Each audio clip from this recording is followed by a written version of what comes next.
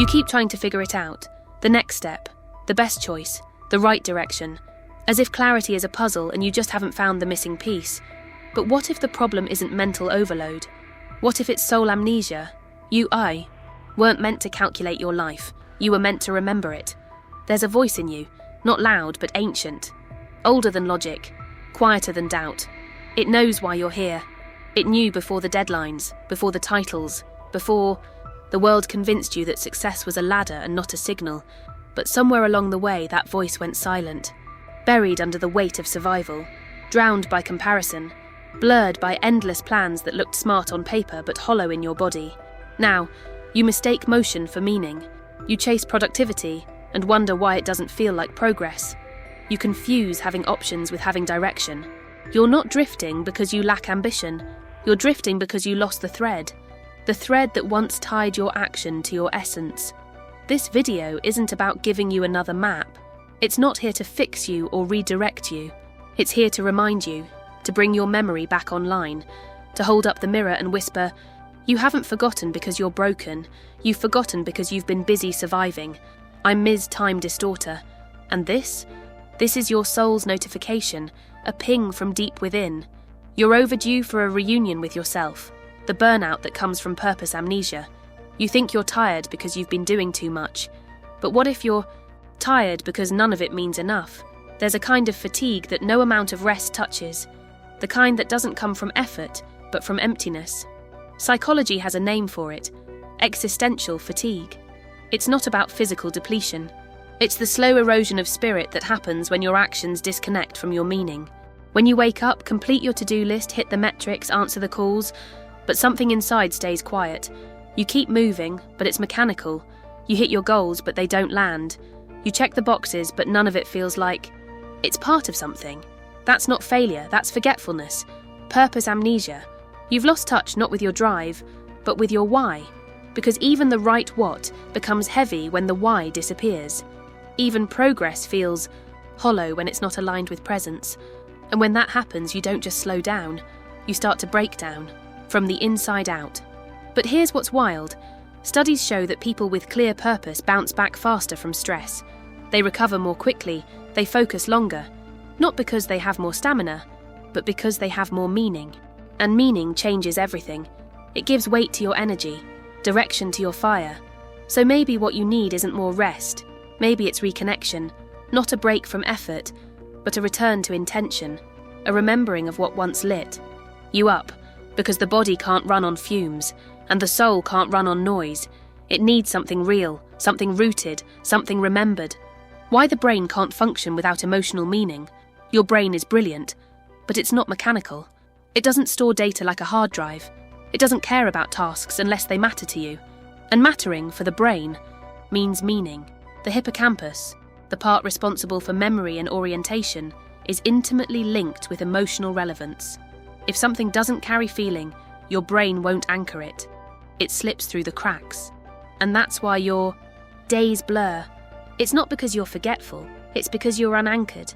You're moving without emotional imprint, living in a loop where nothing sticks.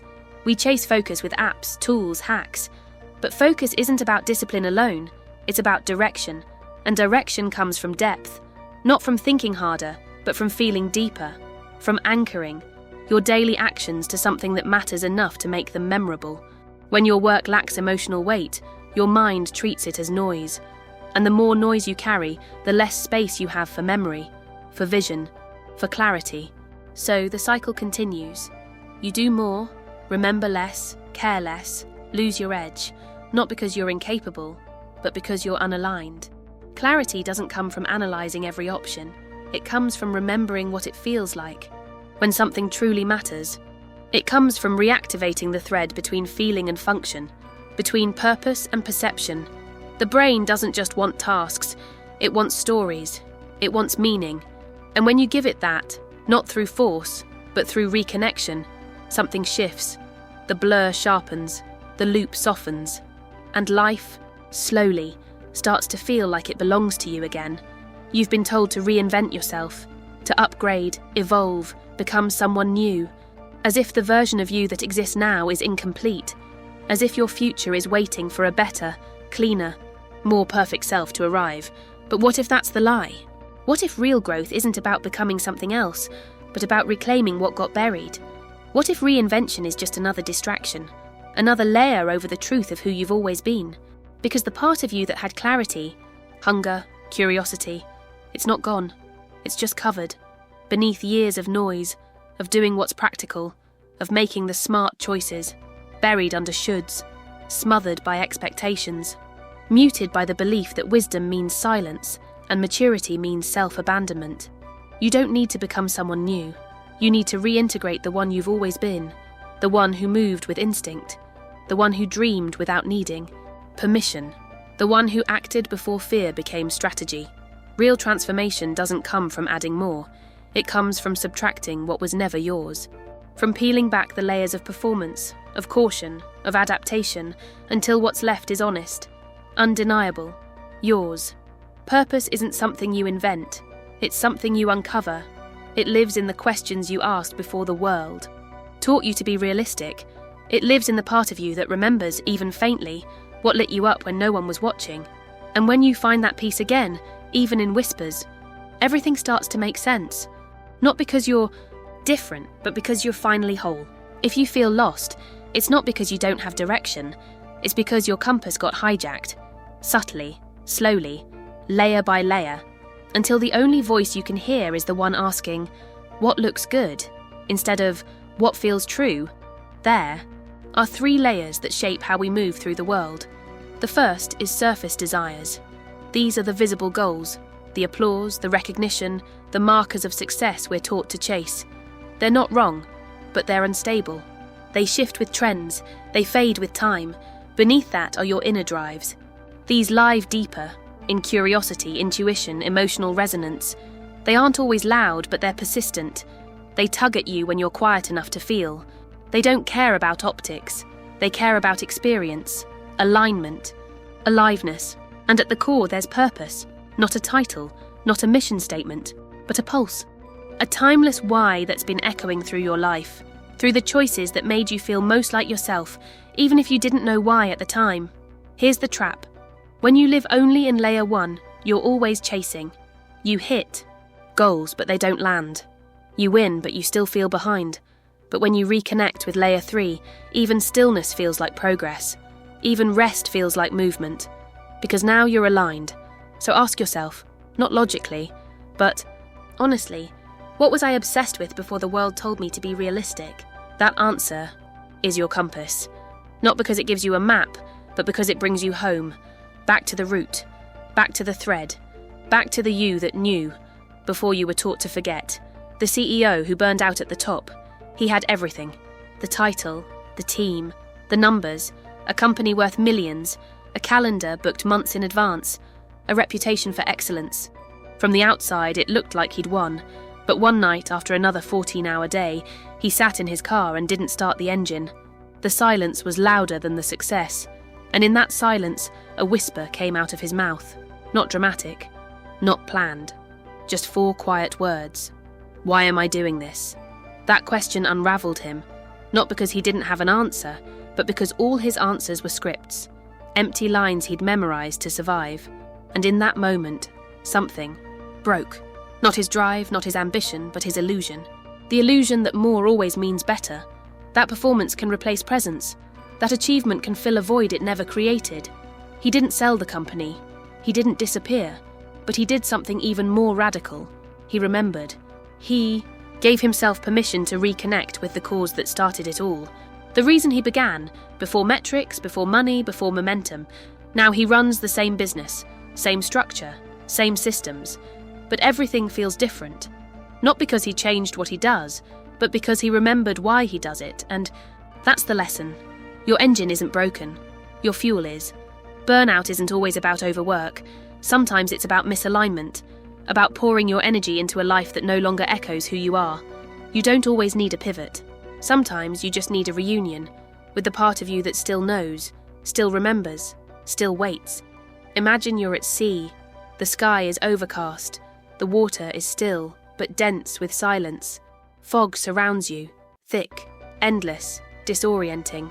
You can't see the horizon. You can't trust your instruments. And in that weight of not knowing, your mind begins to spiral. Maybe I'm off course. Maybe I missed something. Maybe I don't belong out here at all. You reach for GPS, for maps, for direction. But what you really need is the lighthouse. That one fixed, silent presence.